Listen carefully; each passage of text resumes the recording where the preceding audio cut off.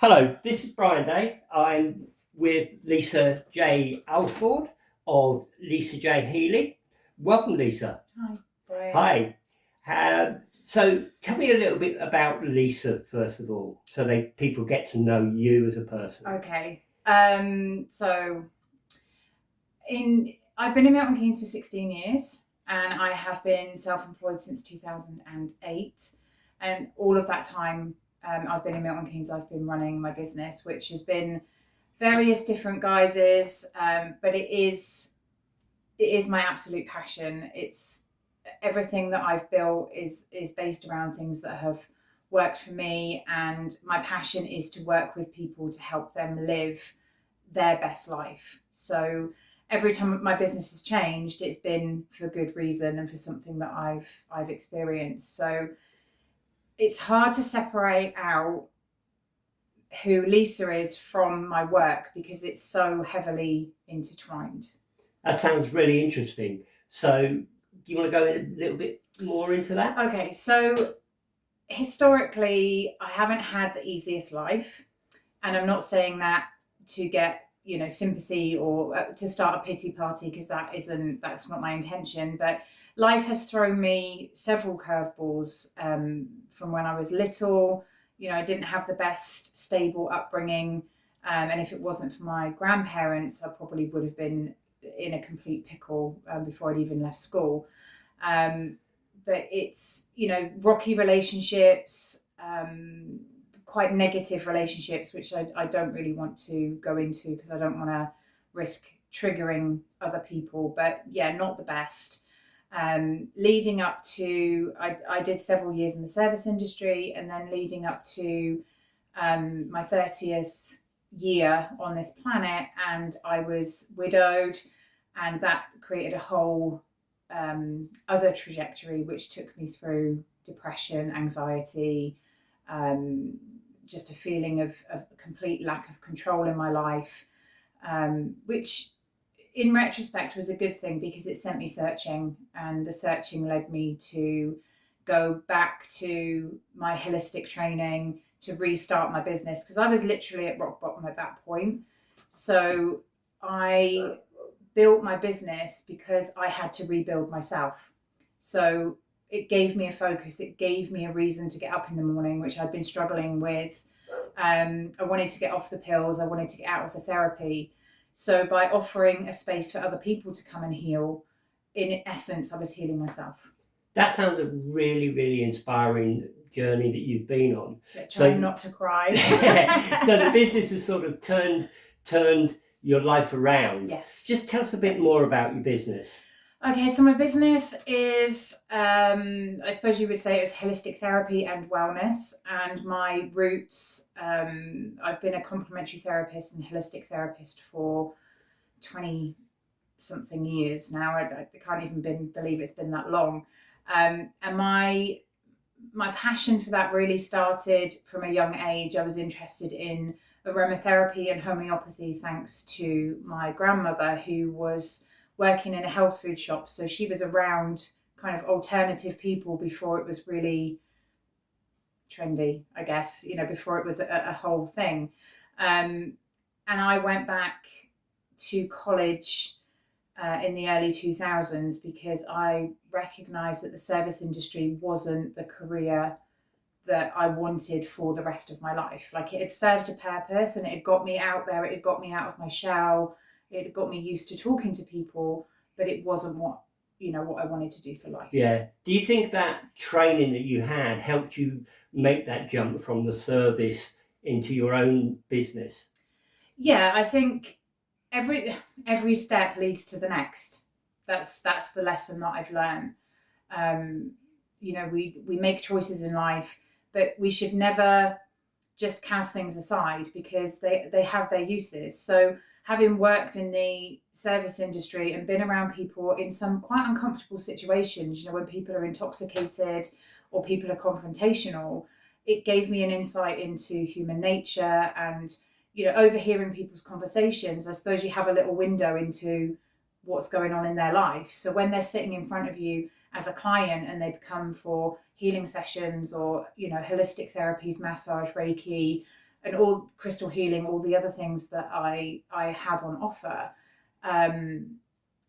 it's all prepared me to be able to help those people. Yeah.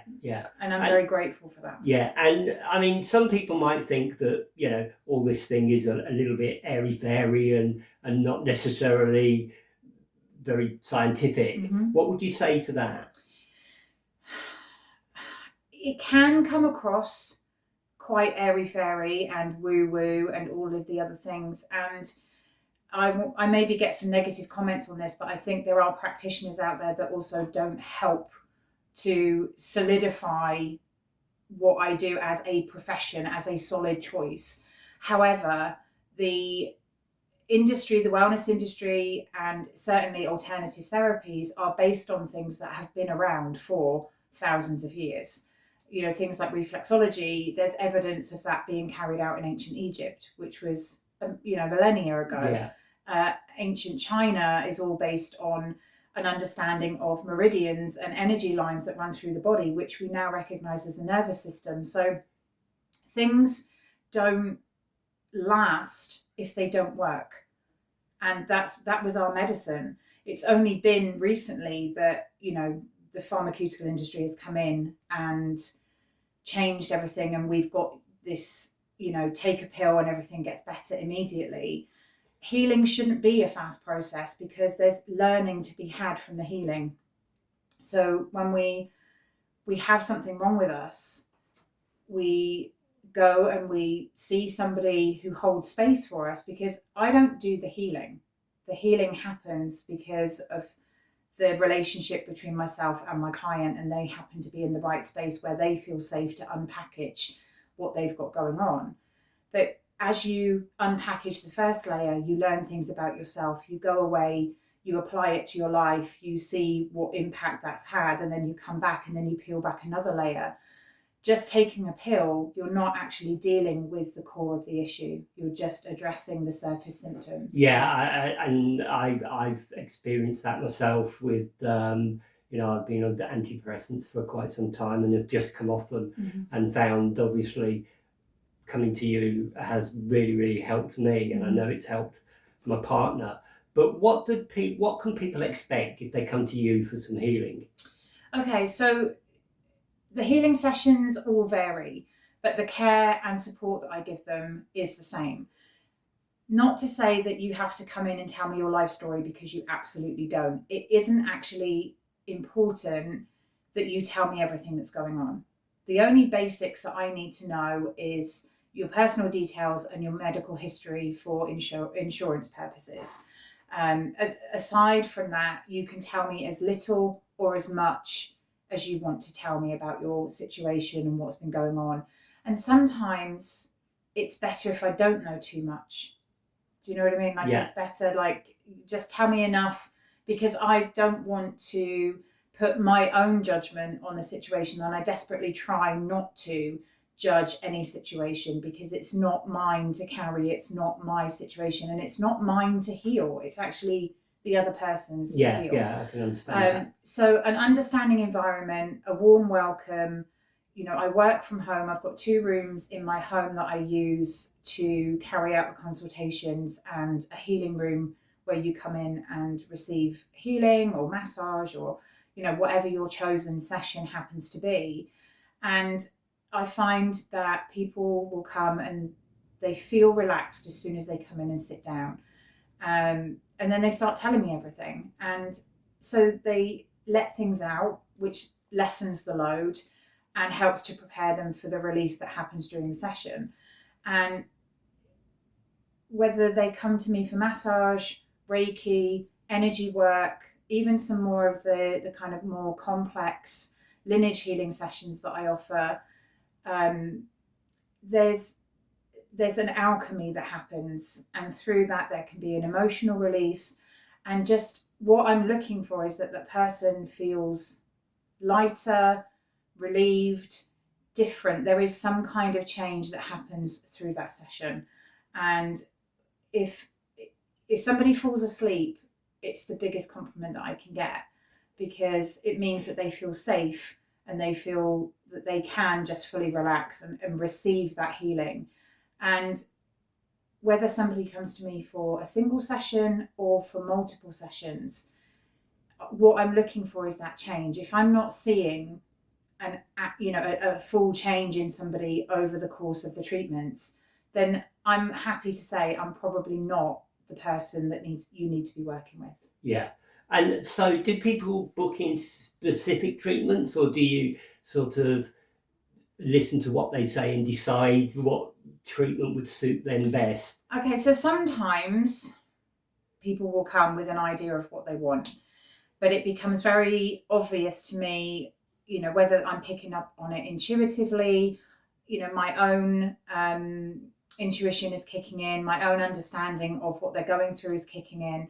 But sometimes I get a really strong guide feeling inside of me that is like, this person actually doesn't need a massage, they need Reiki, or they need a crystal magic session, or they need a life activation. So sometimes the conversation does go, I didn't actually know what I wanted, but I wanted to book a session. And then they're open to changing into something else. And do you find that lots of people are very open to what you do?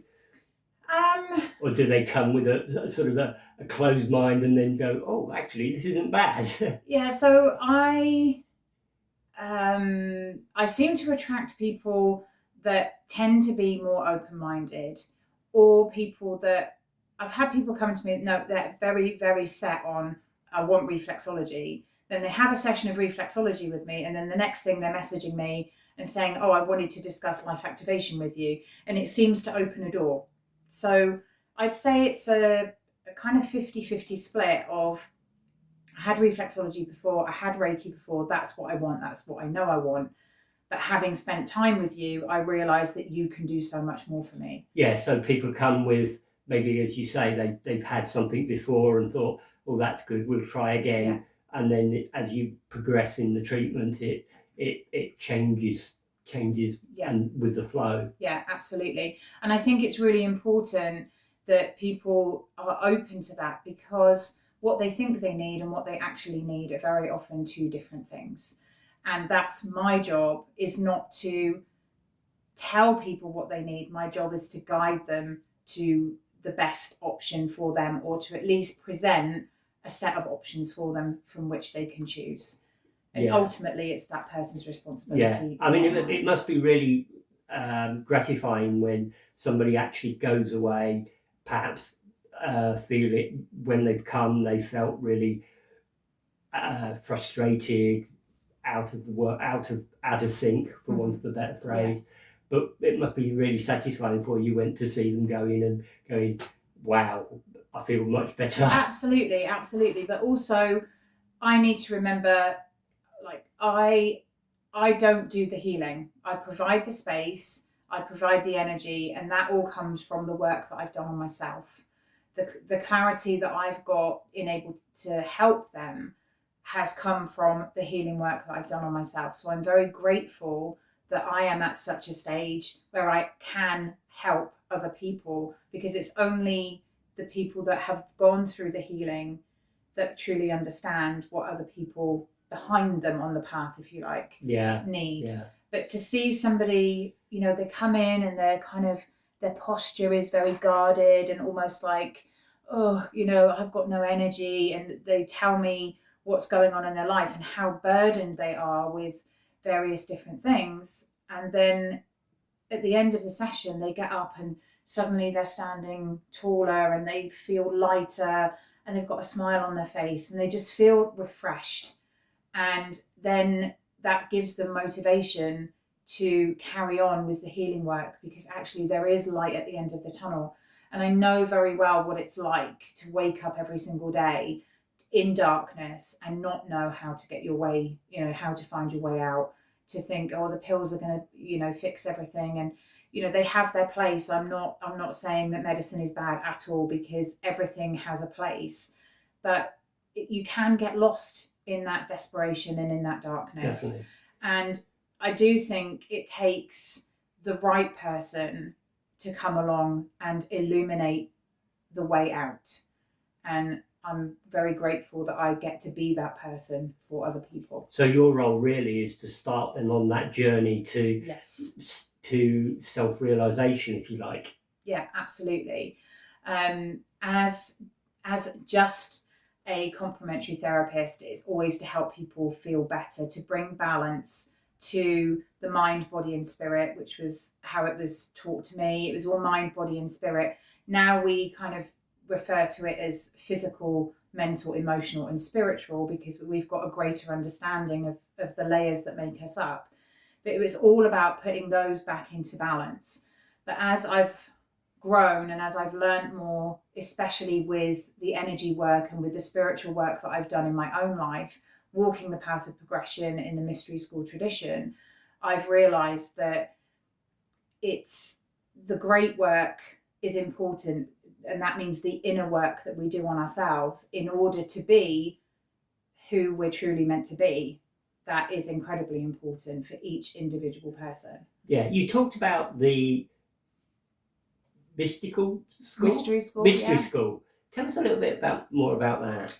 Okay, so I encountered the Modern Mystery School during COVID, and I was watching a series on a streaming service called Gaia with a lovely presenter, Dr. Teresa Bullard-Wyke, who is now one of my teachers within the Modern Mystery School.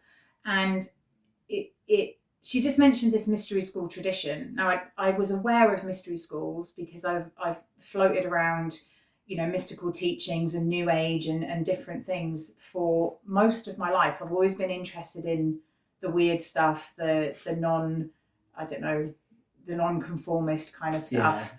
Bit out there, interested in like Wicca and magic and tarot and all of these like weird things, but I'd never really kind of put it into any order or understood that there was any order, because the New Age is, it's very butterfly, like it goes from one flower to another to another to another, and there's no real structure to it. You can just do what you want, and that's great, but actually you need discipline and you need structure in order to progress.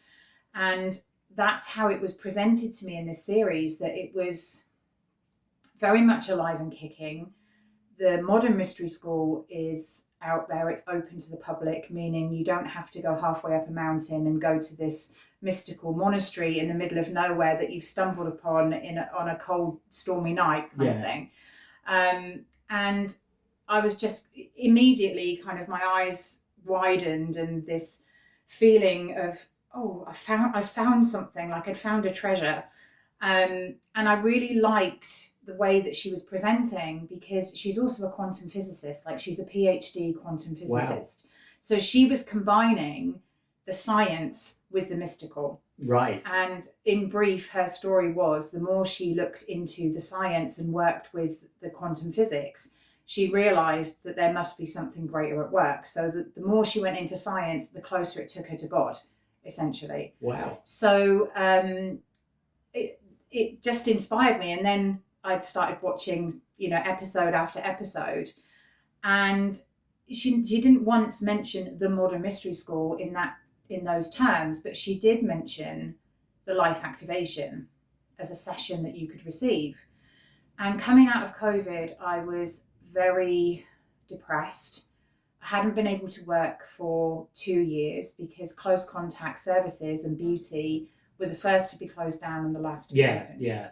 And because I'd worked from home, I didn't have business rates. I didn't qualify for any financial support. So I was really like at the lowest point in terms of resources, in energy, and my purpose had been taken away. So she mentioned life activation, and my heart just went, you need this, and literally kind of inspired me. Now, I didn't Google anything, which is unlike me. Normally I'm like Googling, researching everything. The only thing that I did was went to her website, contacted her admin email address, and just said, I need this session. Where do I go? And I was thinking, I'm going to have to get on a plane, go to LA. It's nigh on impossible because of coming out of COVID, there was hardly any travel. But I knew that I needed it. And at that point, even though I could barely leave the house because I'd become almost agoraphobic, very, very depressed, anxious, like shaking and not sleeping and just very, very, very low, back to a place that I'd been, when I was 30 to, I didn't realize that I would ever end up in that state again. I was very lost. And I just knew that I needed it on some level. Something was going to get me to that session. And they came back to me and said, "You've got a centre in London." And I was like, "Oh, half an hour train ride into London. I think I can do that." So I spoke with a lovely lady called Dr. Kate Bartram Brown, who is the head of the UK and EU Modern Mystery School. And we had a conversation, and I think we must have been on the phone for a good solid hour, if not an hour and a half. She was telling me about her journey, her experience with the life activation. And all the time I'm going through it, I didn't once have a doubt, which is not like me because I question everything. Again, my heart was just like, you need this. So at the end of the conversation, I booked it. I got myself into London. I was messaging her like crazy, like I didn't know where to go. And you can tell the anxiety in the messages. Made it down there, got to my session, and I walked in to the office and I literally felt like I'd come home. I can't explain it. The energy, the warm welcome, and it was nothing grand. We've got a whole centre now which has just had its first birthday, but at that particular time they were working out of a couple of offices in a hotel, so they didn't really have their own premises in that sense. So the school has grown very much since COVID, to now that it's got its own centre in London. But I just felt like I could breathe. I felt like, okay, this is something special. And I received the session, and while the whole thing is a blur, as clear as crystal and as clear as day right now, I can still remember sitting there at the end of the session and that constant monkey chatter that, if you've had anxiety, you'll understand. I know exactly what you mean. Constantly turning over in my head, and the very negative, shouldn't do this, you shouldn't do that, what if this happens. I'd get in the car and immediately think of 50,000 different ways it would crash, and all these negative things. And it had gone. It was the first time, I think, in my life that I'd experienced peace and quiet in my head. Like, there was no background chatter, and suddenly everything around me felt like I'd gone from a 1980s color television to like ultra 8K UHD or whatever it is, IMAX. Suddenly everything felt vivid, alive. I felt the connection between things, and I was just like, oh my God, it literally kind of turned me around, and I floated back to Euston. Like, I wasn't in a rush. I walked down the street. I was enjoying watching people. I'd suddenly, I don't know, just like woken up from this nightmare that I'd been living into this amazing clarity. And of course, when something is as impactful as that, you're going to want more of it. Yes, definitely. You know what I mean? So yeah, definitely. Then, and none of this was done because I thought at any point I'm going to make a business out of this. This is going to be part of my business. I did it solely because I knew that I needed healing. And that's not to say that I turned my back on my own skills, because all the way through COVID, I'd been using Reiki on myself. I'd been using crystal healing on myself. My massage techniques, aromatherapy, everything that I have in my toolbox, I was using on myself. And you know what? For 24, 48 hours, felt amazing. But I'd then end up back in that same feeling. And I kind of, 2 steps forward, 3 steps back almost. Yeah. And nothing was the actual ladder that I needed to get out of the hole that I was in, because I think I'd fallen that far. Oh, that's fantastic. That's really, really inspirational. So what would you say to somebody who is thinking about healing but perhaps isn't just quite ready or a bit unsure? I mean, I truly believe that you should choose something that you're drawn to. You know, a person that you're drawn to, or a modality that you're drawn to, just to give it a try. Have the conversation. Most practitioners will be open to receiving a phone call, an inquiry. You know, what is it that you do? What is it that you can help with? And you'll only know when you speak to that person. You're not going to know if you sit there and just stew and think about it over and over and over. You have to take that first step towards your healing, towards the path that you want to be on. Sitting and thinking about it isn't doing. No. And doing is what changes the energy. As soon as you take that first step forward, then the universe, the energy starts to help you along that path because you've made that decision. And as humans, we have free will. So nobody can force you to do anything. Nobody can pull you along unless you give permission for that to happen. So send the WhatsApp message. I'd always encourage people, if they want to reach out to me, WhatsApp me, text me. You don't have to call, because sometimes it's not easy to say out loud what you've got going on. Yes. And I totally get that. I mean, for me, I offer free discovery sessions where you can either call me, have a video call, or more importantly, come and sit with me for half an hour or an hour, have a cup of tea, have a glass of water, whatever it is.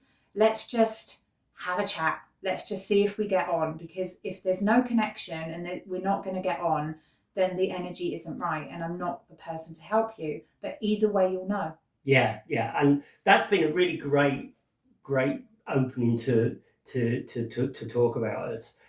So thank you very much, Lisa. Thank you, Brian. So maybe next time we can talk a little bit more about maybe focusing on one of the treatments that you absolutely. Would love that. That would be really good. Yeah. Thank you very much. Thank you. How did that feel? Good. I just do it. Yeah. Don't even think about it. See, that's the whole thing about, people think, oh, you've got to be all dressed up and that, but it's the way I do it is just, I don't try and get involved as much as, if you wanted me to, I would have sat beside you. Yeah. But it was just picking up on, and you don't need me to tell you what the questions were.